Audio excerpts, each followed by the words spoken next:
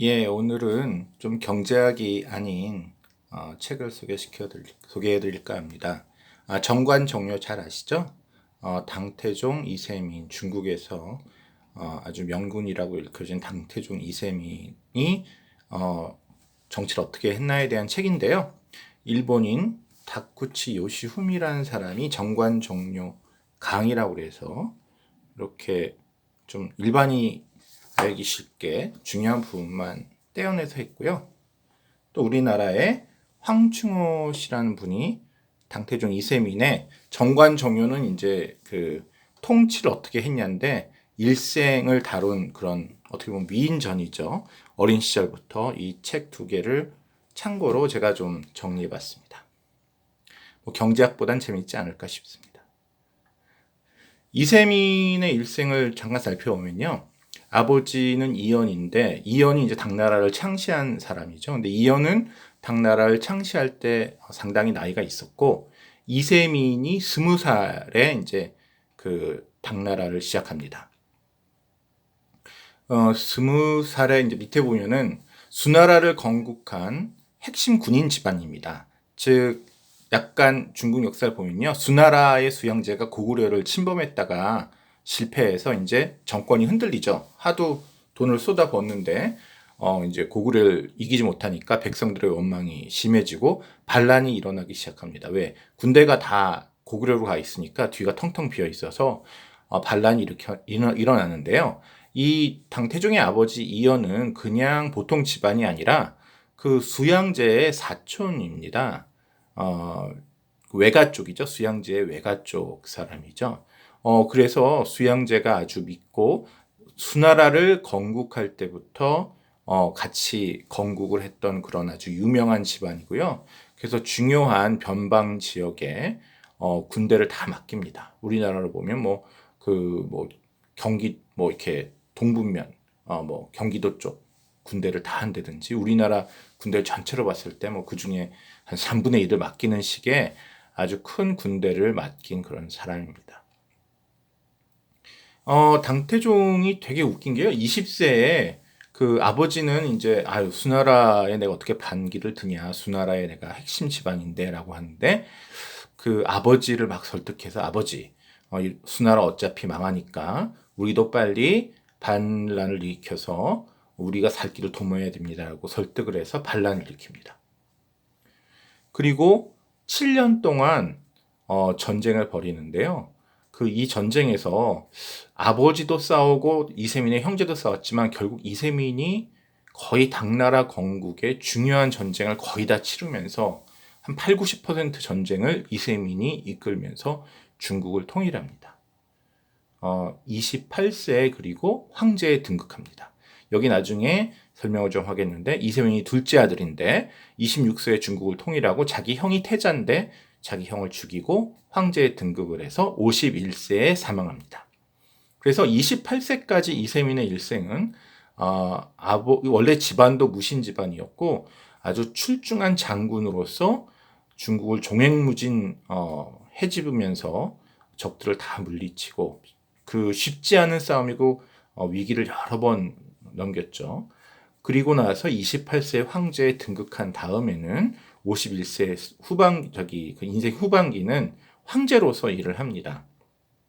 이 후반기에 해당되는 책이 정관종입니다. 즉, 글을 잘 모르고 어디를 통치해보지 않고 군대만 이끌었던 이세민이 황제가 된 다음에 내가 지금 군대를 이끌듯이 세계를 다스릴 수 없으니까 어떻게 하면 황제로서 이제 새 역할을 할 수 있겠는가를 고심하면서 그 신하들과 이런저런 논의를 하고 정책을 정한 얘기가 정관정요입니다.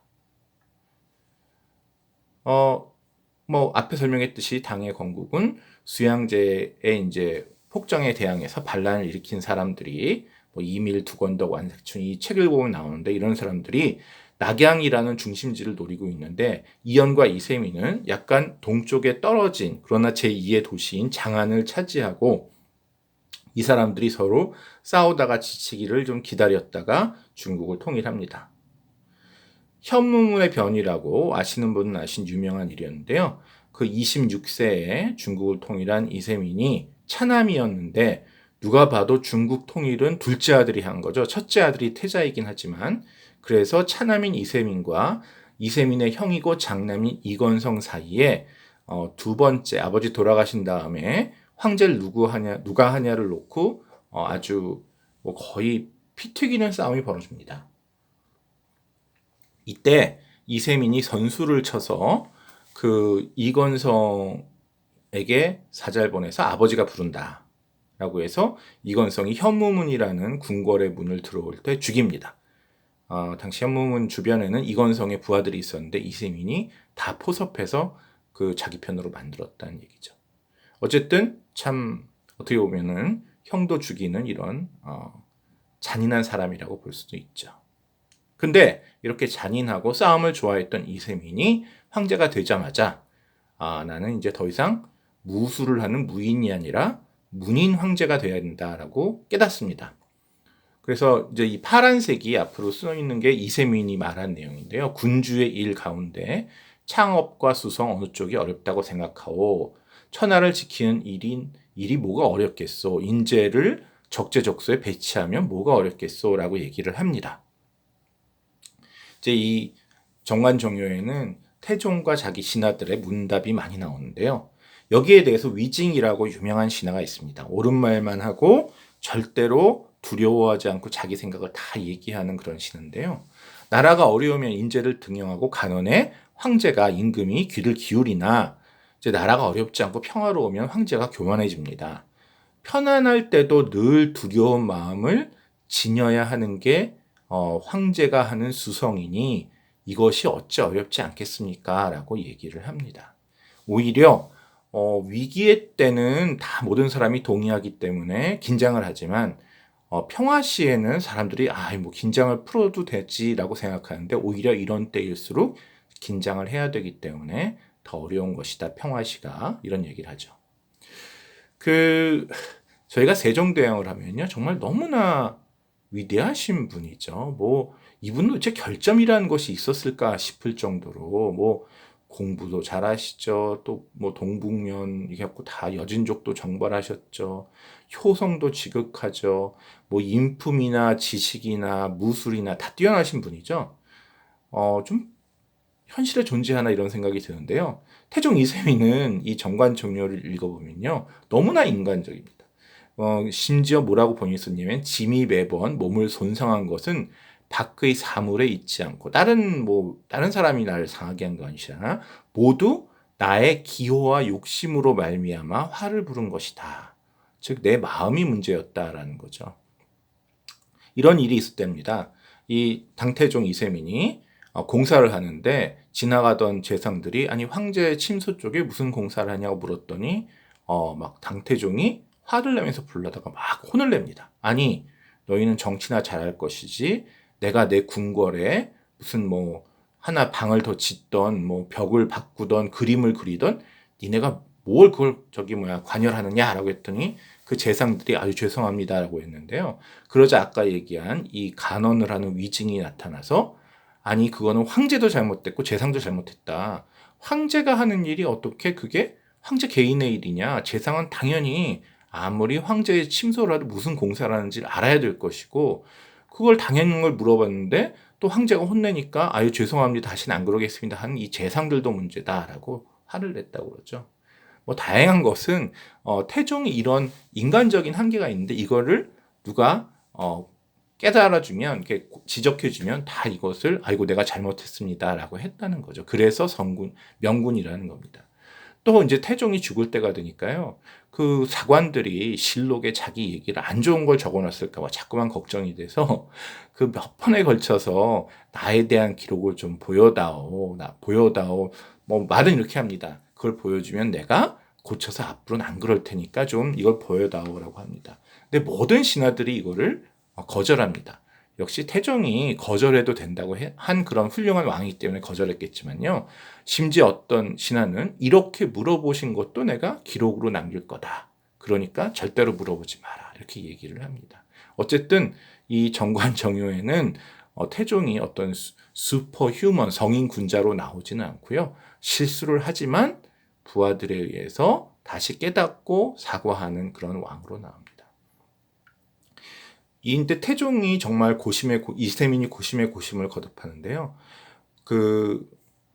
이런 얘기를 합니다. 관료 한 사람의 감정을 상하게를 잘못 썼네요. 하지 않으려 조심하면 백성과 나라가 큰 피해를 본다. 즉 수나라 때는 이게 친한 사람끼리 정치를 하다 보니까 옆에 사람이 좀 잘못해도 지적하지 않고 아유 괜찮습니다 하다가 나라가 망했다는 거죠. 이세민은 자기 앞에 있던 수나라가 망한 것을, 즉 자기 아버지도 관료였던 수나라가 망한 것을 되게 스트레스를 받아서 수나라처럼 되지 말아야겠다는 좀 그런 생각이 많았다고 합니다. 또 매우 뛰어난 인재를 보면 이 사람한테 두세 개의 관직을 동시에 맡겨야 한다. 즉 관직 하나씩 맡기고 이 사람 좀 대우해주겠다고 관직을 하나 주고 관직이 비었다고 두 개니까 좀 능력이 떨어지면 맡기고 이러면 안 되고요. 뛰어난 인재에게 관직을 몰아주고 인재가 없으면 관직을 만들지도 말고 이제 이렇게 해야 된다는 얘기를 합니다. 무능한 사람은 등용한들 자리만 채울 뿐이다.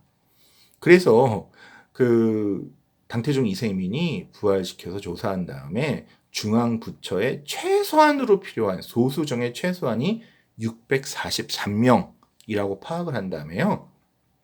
당시까지 자기가 갖고 있던 2,581명을 4분의 3, 70% 이상을 자른 다음에 643명으로 감축합니다. 물론 관리의 자리를 안 줬을 뿐 무슨 돈이나 녹봉은 줬지만 어쨌든 관리라는 것은 책임지고 일을 하는데 소수 정이면 충분하다라고 한 거죠.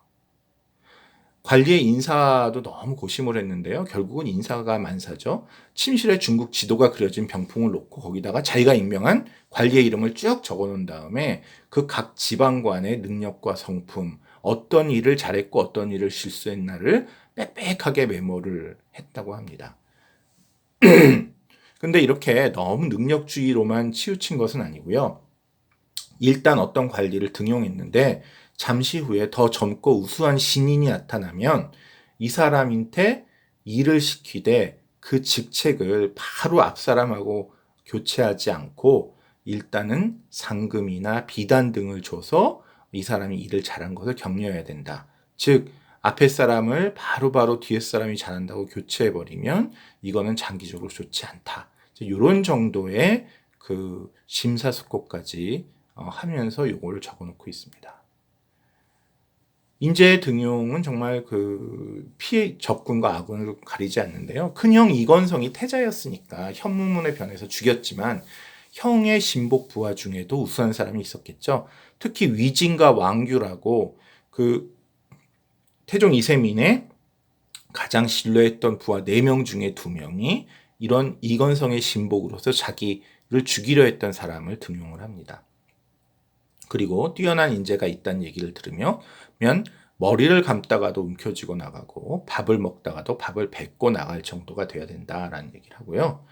또 그때 이제 인재를 하도 찾으라 그러니까 재상들이 이제 더 이상 뛰어난 사람이 없습니다라고 했더니 내가 찾으라고 한 거는 아주 출중하고 인품이나 능력이 다 출중한 사람을 찾으라는 얘기가 아니라 어떤 사람이든 그릇의 용도가 있듯이 그 사람도 잘한 것이 있으면 거기에 맞춰서 하면 된다라는 거죠.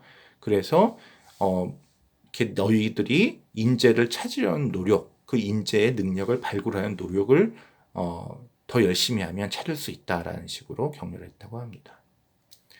이런 당태종 이세민의 일생에서 2가지 실패가 있습니다. 하나는 저희 나라랑 관계가 있죠. 고구려 정벌에 실패합니다. 수양제가 고구려를 여러 번 치다가 나라가 망했죠. 그래서 부하들은 고구려는 도저히 정복할 수가 없다라고 여러 번 간하지만요. 진짜 죽기 2, 3년 전에 고집을 부려서 고구려에 왔다가 안시성에서 이제 눈이 멀었다는 얘기도 있죠. 실패합니다. 더 큰 문제라고 할 수 있을까요? 비슷한 시기에 일어났는데요. 첫째 아들이 셋이 있습니다. 즉 아들은 되게 많았지만 자기 정식 왕비에게서 얻은 아들은 3명인데요. 첫째 아들과 둘째 아들 중에 둘째 아들의 능력이 뛰어났다고 합니다.